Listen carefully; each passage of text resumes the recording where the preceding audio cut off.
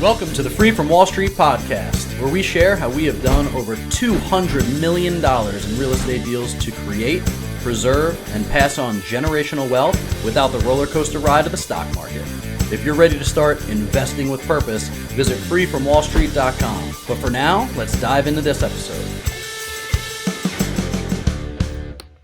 Welcome back to the Free from Wall Street podcast. My name is Steve Libman. I'm your host, and I'm welcoming you back, but I just returned myself. I did a 2-week hiatus with the family, went back to New Jersey, spent some time with some family, and I mean, it's one of the nicest things about being a investor, right? Is that I don't have to clock in and clock out like a typical job, and it gives us the freedom to go spend time with our family kind of whenever we want. So it's a huge blessing. I was not able to do that when I was flipping houses. I couldn't just pick up and go away for 2 weeks. So, you know, the benefits of this business just continue to add on, and it's been a huge opportunity for us to spend more time with family, to get away, and you know, my team picks up the slack when we're out. I still work kind of remotely, but that's the cool thing, is I can work remotely as long as I have an internet connection, phone. We're able to get stuff done. So anyway, shout out to my niece and I guess new nephew, Kaylin and Anthony, and congratulations on your nuptials. We had a great time at the wedding.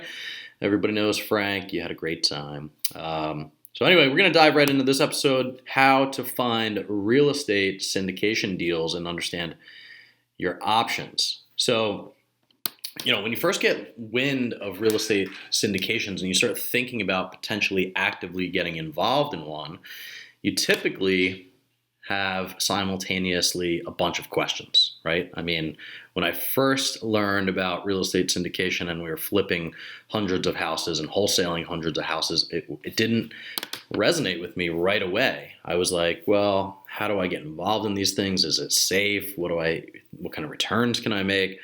You know, so anyway, investing in real estate is a big deal. You got to ask all of the questions. So we're going to help you figure out what some of those questions are on some future podcasts and talk about it, because it's not often talked about, right? I mean, this isn't something that's out there for everybody. Charles Schwab, Fidelity, WAMU, you know, whoever else is out there, right? These guys are not out there beating the drum for real estate syndications because they can't make money on it.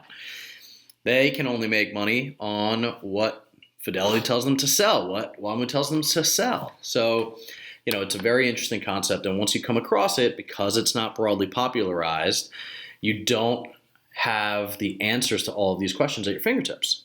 So even when you start talking to some friends, unless they're in the game, they don't know what you're even talking about when you start talking about real estate syndication. So we can talk to a lot of our investors, and when they first made the transition from investing in Wall Street to syndications, a lot of their family and friends were like, what are you doing? Why would you do that? This doesn't sound safe. This sounds risky, when in fact, the data suggests exactly the opposite. So anyway, it's for this reason that's important that you find somebody that you know, like, and trust.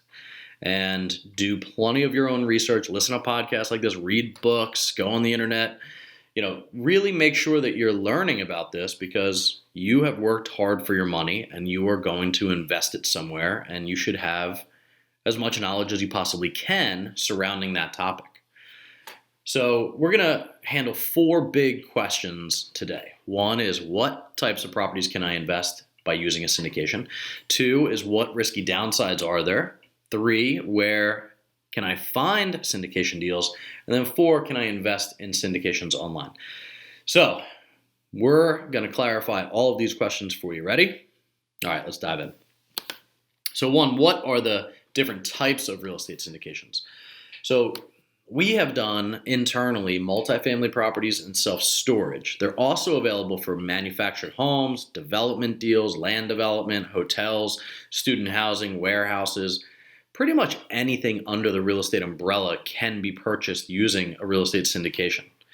Real estate syndications for ground-up construction and buy and holds, where you're buying an asset that's already existing, are the 2 that we have done, right? So we've done 3 ground-up self-storage facilities, which we just recently sold, and then we've done existing cash-flowing multifamily projects.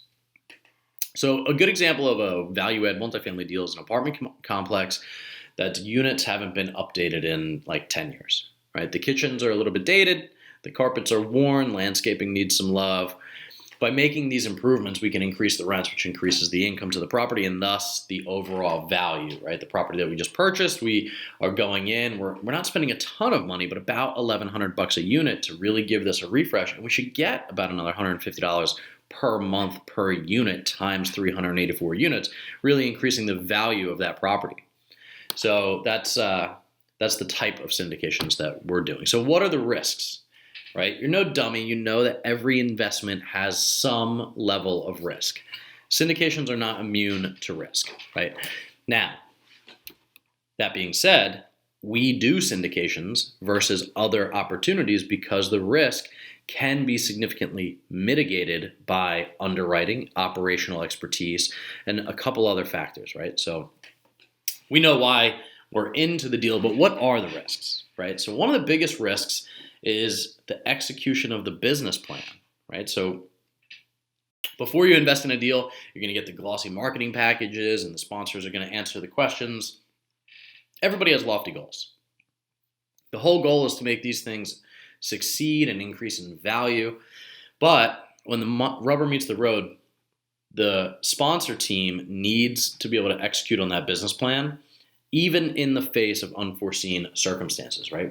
I thought we were post-COVID, now it seems we're still mid-COVID, but that is a big hiccup in the middle of an acquisition and business plan execution. So how do you react to these unforeseen circumstances, right? Investing with sponsors who have a proven track record and who prioritize capital preservation over everything else helps ensure that you're going to protect your investment and mitigate the downside risk that's inherently in any investment.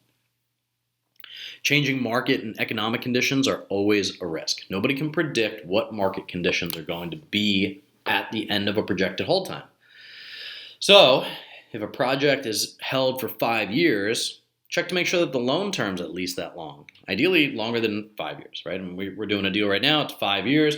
We have 12-year debt on it, so we have a buffer, right? We have long-term secured debt. If we're doing a 3-year loan where in year 4 it's going to reset and maybe go up or down, it adds another layer of risk to it. So at the end of the day, as a limited partner, passive investor, you're concerned with personal liability. The good news is that your liability in a real estate syndication is limited by virtue of being a limited partner, right? At worst, you lose your original investment, but you can't lose more than that, right? You can't be held liable for any other downside risks. You can't lose your house. You can't have other cash in the bank being taken. So that might sound simple, but it's a big deal because the general partners have more risk than the limited partners. Okay, next, where am I finding these real estate syndication opportunities? So the only publicly advertised real estate syndication deals are just for accredited investors, right? So how does a normal person, or as my wife and I call it, the normies of the world, find real estate syndication deals? Just like us, you can do a Google search. You can try to find opportunities that pop up and hope that they're legitimate ones put together by experienced teams with strong track records. The best thing is, how do you know, like, and trust these people? How do you find people? How do you build a relationship with them? The best way to find real estate syndication is to get out there and talk to the people that are actually doing deals, right? Talk to their investors. The community is actually pretty small when you get into it, right? You'll be able to find the sponsors and real estate syndication opportunities that fit with your investing goals just by talking to a couple of people. It's a pretty small world, even in something that does trillions of dollars, right? The dollar amount doesn't necessarily relate to how big the market size is with people that are actively investing in these things. So anyway, get out there, make some friends, find people you know, like, and trust. Seth Godin always says, find your tribe. That's exactly what we're trying to do too from the investor perspective. So how do private syndications compare to real estate crowdfunding sites? This is a good question. We've actually been approved on a real estate crowdfunding site and decided not to list our deals there for a number of reasons. But maybe you've talked to a friend of yours that says they invested in a syndication for a few $1,000s, right? Maybe like $5,000, $10,000. Well, that's because recently real estate crowdfunding sites like RealtyMogul, RealtyShares, Fundrise have helped make it possible for a lot of people to invest passively in real estate without a ton of money. Crowdfunding sites can be a good place to find syndication offerings, but a couple things you got to keep in mind. One, most of these platforms require that you be an accredited investor in order to invest in the real estate offerings anyway, right? So SEC requires public advertisement to be accredited, so usually it's limited to accredited investors. Some of these platforms do offer REITs, like a real estate investment trust, as an alternative for non-accredited investors. So if you're non-accredited, you can go into a REIT. Fundrise has an e-REIT for like $500 a month, or $500 initial capital. Just be aware that REITs are not real estate syndications, right? It's a fund, which is fine, but a REIT doesn't get the pass-through tax benefits that direct investment does. Some funds do, some don't, to make sure that, if it's a REIT, there's a pass-through to the LPs for tax benefits, if that's important to you, right? When you invest in a REIT, you're investing in a company that buys real estate. So you don't have direct ownership in the underlying asset like a real estate syndication. You would still likely get good returns, and it helps diversify your portfolio because you're not investing in a single asset, but you don't get the same tax benefits, as I said. So look, regardless of whether you're just starting out, check out some real estate crowdfunding sites. They typically have a lot of good free information on there about commercial real estate in general, so they're good sites to go check out.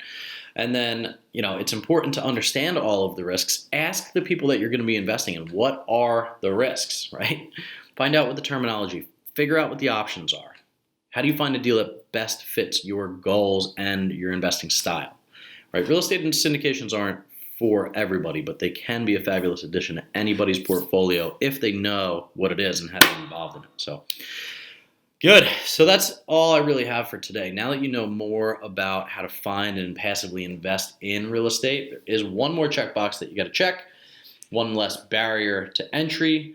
So now go out, educate yourself, learn more, reach out to us. Make sure if you haven't that you go to our investor club at integrityhq.com and sign up, and you'll start getting our newsletter. We have a passive real estate investing course on there, and you can just continue your education. Hopefully we'll talk to you soon. Thank you for tuning in to the Free from Wall Street podcast once again. If it's providing value for you, would you do me a favor and just like, subscribe, and maybe write a review for us? We really appreciate it. Thanks for listening to the Free from Wall Street podcast. If you like what you hear, leave us a rating and review and let us know what you think.